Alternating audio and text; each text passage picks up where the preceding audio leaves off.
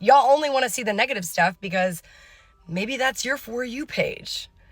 Maybe that's what is relatable to you. So let's talk about the TikTok bartender, Michelle Bell. Wow. Okay. So I kind of knew who she was a couple of weeks ago or a month ago or however long it was when she was caught out for this water bee story, which I will go into a little bit more detail. I'm just going to do like a little general synopsis of what has been going on with her.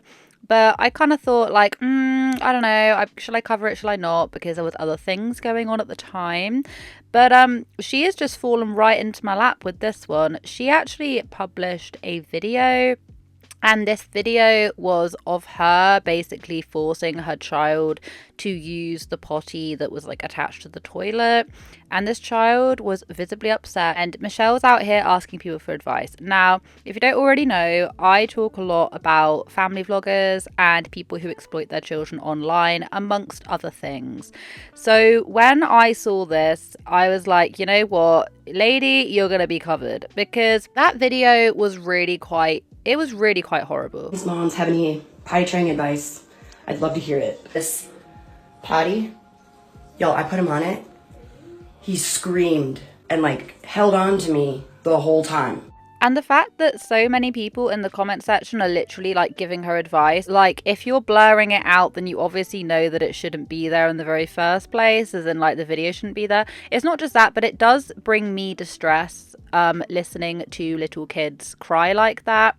I've got 2 kids of my own. They are older than the kind of potty training phase sometimes. I understand that for some people, especially like first time parents, you know, going through that phase, it can be a little bit tricky, right? I understand that. But this is what like parenting books are for, parenting classes, talking to your family members, talking to a friend maybe, not videoing this and then uploading it onto your TikTok. And the thing is that Michelle has been known to post videos that she knows is going to get a reaction out of her fan base or just out of TikTok in general. I have accumulated quite a few haters on the internet lately. So Michelle's channel basically is talking about her story. She is a bartender. She works, I think she said she works like 2 to 3 times a week now, and she posts like skits and she posts various different stories and reenactments of things. And for the most part, based on what I have read, like her fans saying, she started out being quite funny, quite entertaining, and people seemed to quite like her. But the more she started divulging information about her private life and the more she started getting quite personal, in particular talking about her husband, which we will get onto in a minute, she starts telling stories which detail, you know, that her husband is an alcoholic and he does X, Y, and Z, like basically like berating and shaming him online.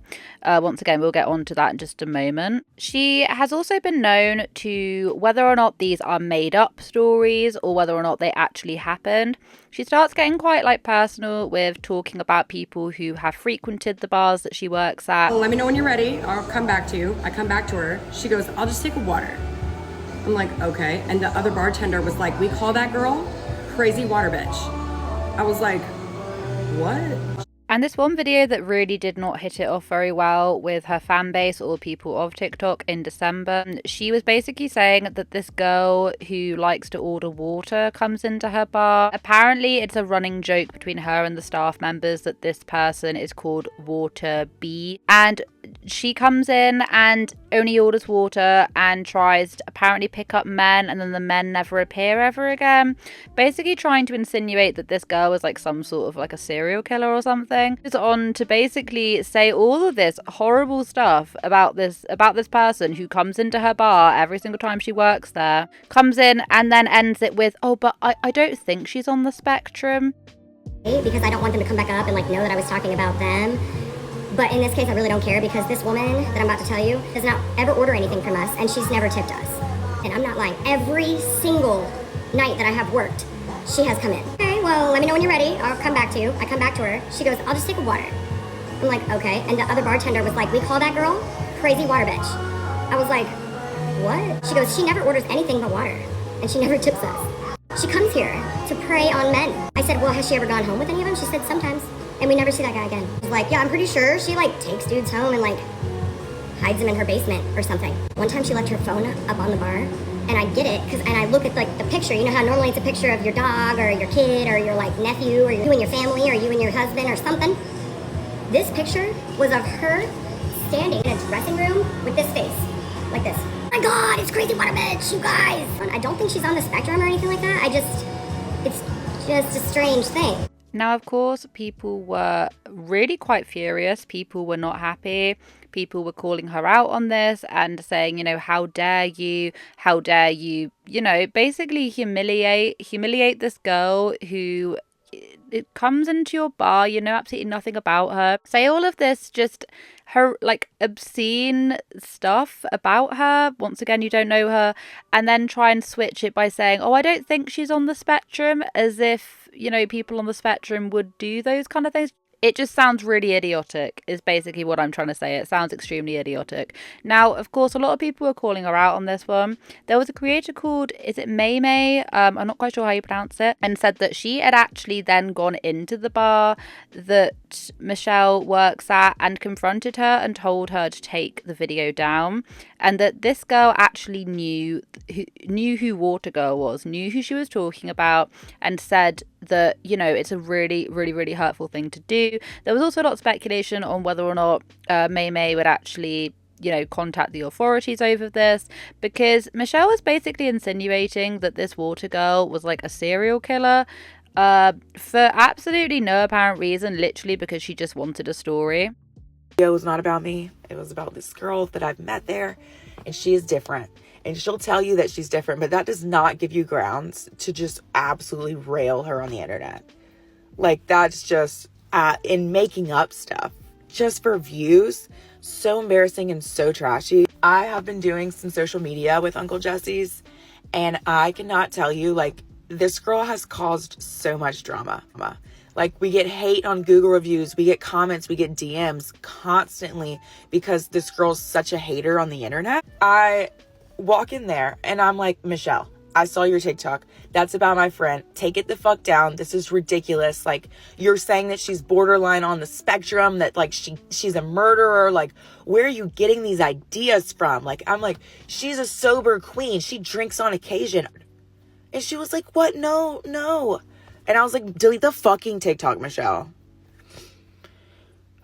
And I think I am actually going to go to the police station and just like send a copy of her video and send a copy of my video. Because like, that's just bullying and harassment to the max. Now, Michelle's response to this backlash has basically been she's made a couple of skits over this, but she did come on and try to explain the reasoning as to why she mentioned this person. She basically just mentioned the spectrum, or mentioned anyone being on the spectrum at all, was because she wanted to anticipate the fact that people would say to her maybe she's on the spectrum because she only orders water. Yeah, it's not really making a lot of sense considering you just called her a serial killer and said that she like preys on men or whatever the case may be. Oh, and the other thing is that she doesn't tip, and Michelle really doesn't like the fact that Water Girl never tipped for the water. Now, I come from the UK. I don't know if you can tell by my accent. Tipping is not a thing over here unless you have like a good meal or whatever, then you'll tip. We don't like work for tips over here, so it is like the whole concept of someone serving us a drink and then us tipping them is fairly uncommon. Unless, like I say, you've had a really good meal or like an expensive meal or whatever and the service has been great, you put down a tip. So I'm not sure, like, is it common to tip over water? Is that a common thing? I wouldn't have thought it would be, but I don't know. I'm not from the States. I was not coming from a bad place by saying the spectrum thing. I was trying to anticipate the fact that everybody would be like, oh, maybe she's on the spectrum. Because I'm not trying to make fun of anybody that I think, if I thought she actually was, I would never have made the video. People love the bar, like, stories and the bar, like, drama. Now, Michelle's oversharing is not just limited to her child or to random people at the bars she works at.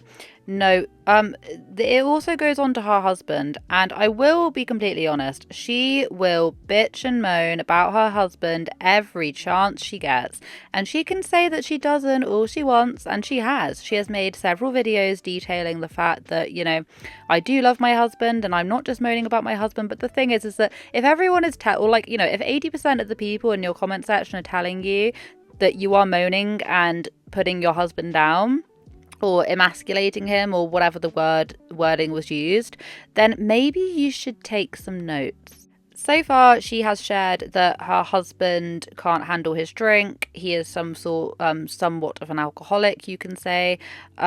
He has come back home steaming drunk and nearly had someone burgle their house. He wants to rob us? Hey, come on in. I'll make you a drink while you scope the place out. Yeah, come on. Mi casa es su casa, yes. It's not a bother at all. I know it's 3:30 in the morning, but I'm a bartender, so I can make you whatever you want. Loads of different things in that kind of nature. And I feel like she is massively oversharing this and putting herself at a bit of a safety risk. She also shares like the whole layout of her house as well, which once again, considering they were nearly burgled or were planning to be robbed, that's probably not the greatest idea. I just found out that my house almost got robbed on Tuesday night. Yeah, I thought about not telling you guys this story because it's an embarrassing story for me and for my husband. But if it helps somebody, I'm gonna tell it. I know I've talked to you guys about how my husband doesn't drink because he can't drink, because he can't stop. Like once he has one beer, he has to drink every beer there is. Who knows if he even necessarily wants all of this being put online anyway. I know that I wouldn't personally, but Michelle does go on and she does say a lot of very negative things about her husband. I'm like, you told me you didn't like them. Everybody on the internet already thinks I hate my husband, which isn't true. But show me a couple that always like each other. Yeah, I bet they're not married. I don't know. I feel like whenever she is talking about, you know, her husband or about various different things, she kind of just seems like ultra fed up. Of course, there's a lot more information, a lot more backstory, but this is quite like a swift recap of what is going on. According to what a lot of people say, like her content was a lot better before she decided to overshare and overexpose the life behind the TikTok, if you will. When it was just her making skits and it was her kind of showing us bartending things, yeah, great. But she's now just started delving into her husband's life, her own private life, marital issues. And I feel like the videos that she does that do the absolute greatest are the ones where she is being controversial, the ones where she is talking about people that she thinks she is being quite personal. But I don't necessarily think the audience really likes that because it does just come across as very like janky and awkward.